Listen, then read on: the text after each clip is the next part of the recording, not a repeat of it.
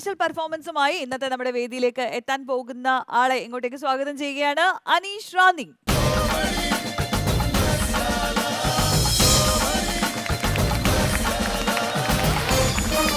So Aneesh, നമ്മുടെ comedy മസാലയുടെ ഫ്ലോറിലേക്ക് സ്വാഗതം. Thank you. ഇന്ന് എന്താണ് നമുക്ക് വേണ്ടിയിട്ട് സ്പെഷ്യലായിട്ട് ഒരുക്കിയിട്ടുള്ളത്? സ്പെഷ്യലായിട്ട് ഞാൻ കുറച്ച് താരങ്ങളുടെ ശബ്ദാനുകരണമാണ്. ഞാൻ ആദ്യമായിട്ട് മലയാള സിനിമയിലെ മധുസാറ് അദ്ദേഹത്തിന്റെ ശബ്ദം അനുകരിക്കാം.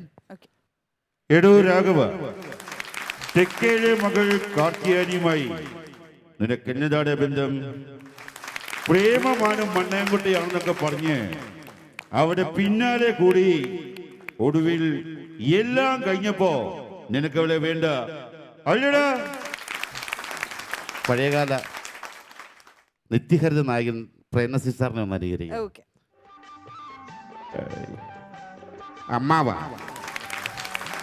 അമ്മാവന്റെ മകള് എനിക്കിഷ്ടമാണ്. ആരൊക്കെ എന്തൊക്കെ പറഞ്ഞാലും അവളെ മാത്രമേ ഞാൻ കല്യാണം കഴിക്കൂ. ഒരു യുവാവ് ഒരു പ്രത്യേക സാഹചര്യത്തിൽ ഒരു യുവതിയെ കണ്ടുമുട്ടും. ആദ്യം കണ്ടപ്പോൾ വീണ്ടും കാണണമെന്ന് പോകും.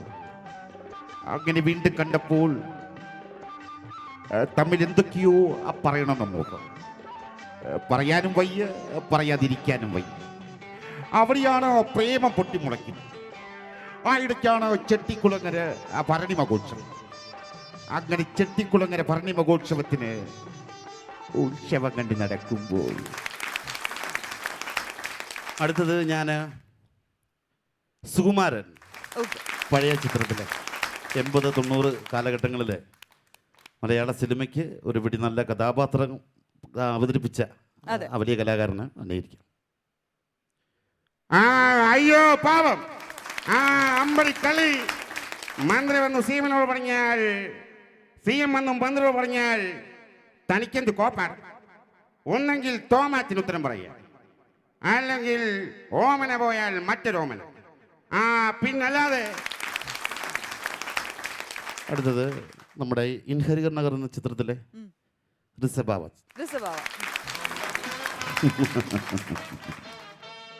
ചിന്തയിലുണ്ടോ പണ്ട് തീരുമേറ്റിലെ ചായത്തോട്ടത്തിലെ പെൺപിള്ളാറുടെ വെട്ടരിവാളിന് വെട്ടേറ്റി ചത്ത ഒരു ജോസഫ് പുന്നശ്ശേരി പുതുമണപാടൻ, അവിടുത്തെ പുണ്ണാറ് അനിയൻ ആ ദുഷ്ടാത്മാവിന്റെ ശവം തെമ്മാടിപ്പറമ്പിലേക്ക് വലിച്ചെറിയുന്നത് ഞങ്ങൾ ആരും കണ്ടില്ല. പകരം ആ പുഴുത്തു നാറി ഇറച്ചിക്കിട്ട് ഇമാതിരി 10-25 കൂടി ചുമപ്പിച്ച് നാട് കാണിച്ച് നഗര് കാണിച്ച് കുന്തിരിക്കം പുകച്ച് കവറടക്കിത് മറന്നിട്ടില്ല ഈ നാടും നാട്ടുകാരും. സിസ്റ്റർ അമലയുടെ ജഡം എല്ലാ കൂതാശകളും കൊടുത്ത് പള്ളി സെമിത്തേരിയിൽ തന്നെ അടക്കണം. പറ്റുമോ? ഇല്ലെങ്കിലുണ്ടല്ലോ ഈ പുന്നശ്ശേരിക്കാരുടെ കുടുംബകല്ലറ അലവാങ്കോട്ട് കുത്തിപ്പൊളിച്ച് അവന്റെ അസ്ഥികൂടം എടുത്ത് തിരിച്ച് തെമ്മാടിപ്പറമ്പിൽ ഇട്ടിട്ടേ തോമാച്ച തിരുവനന്തപുരത്തോട്ട് മടങ്ങിപ്പോ. ബാടാ പിള്ളേരെ. കൊച്ചിൻ കലാഭവൻ എന്ന മിമിക്രി വേദിയിൽ കൂടി മലയാള സിനിമയുടെ വെള്ളിത്തിരയിലെത്തിയ പത്മശ്രീ ജയറാമേട്ടനും. അയ്യേ, വായടിക്കട്ട് തിണ്ടി ചത്ത ശവം പ്രേമിക്കാൻ പറ്റൊരു ചളുക്ക്. അതൊക്കെ പള്ളിച്ചിട്ട് പറഞ്ഞു വിതിരി. ഏത് പള്ളി? പരിമല പള്ളി. ഈ അവിലെ പിടിക്കടി സാമ്പാട്ടി കൂട്ടിനിക്ക് മനുഷ്യ വല്യബാബി ചെണ്ടി തൂക്കി എന്റെ പിന്നാലെ നടന്ന നാടക്കടാർക്കാ. വണ്ടി വിട് വണ്ടി വിട് വണ്ടി വിട് മോനെ. അടുത്തത് പകരം വെക്കാൻ ഇല്ലാത്ത നമ്മുടെ പ്രിയപ്പെട്ട തിലകൻ സാറിനെയാണ്. തിലകൻ സാറിന്റെ വോയിസ്. ഏപ്പാടത്ത് വലിയ തിരുമേനി എൻ്റെ ഗുരുവാണ്. ഒരു ജന്മത്തിലും ഈ ജന്മത്തിലും പാവം ചെയ്ത മഹേന്ദ്ര 3-ാം നാൾ പച്ച ജീവനോടെ മണ്ണിനടിയിൽ കുഴിച്ചിട്ട കുഞ്ഞിൻ്റെ ആത്മാവ് തന്നെ കൊണ്ടേ പോ. അന്ന് ബ്രിട്ടീഷുകാരൻ പകരമായി ചോദിച്ചത് മറ്റൊന്നുമല്ല, ഈ രാജ്യത്തിന്റെ പടനായകനായ ഇന്ദുചൂടന്റെ അതിസുന്ദരിയായ പത്നി ഭാനുമതിയെ എന്ത് വില കൊടുത്തും പ്രഭുവിന്റെ ആജ്ഞ നിറവേറ്റാൻ ടിപ്പു തീരുമാനിച്ചു. ജന്മത്തിൽ നിങ്ങളൊക്കെ ആരായിരുന്നറിയോ? അട്ടയായിരുന്നു. വെള്ളി നക്ഷത്രം എന്നുള്ള സിനിമയിലെ ഡയലോഗാണ് അല്ലേ? യെസ്. ഓക്കെ. അടുത്തത് മമ്മൂട്ടി അദ്ദേഹത്തിൻ്റെ നിറക്കൂട്ട് എന്ന ചിത്രത്തിലെ ഒരു പഴയ ഡയലോഗ്.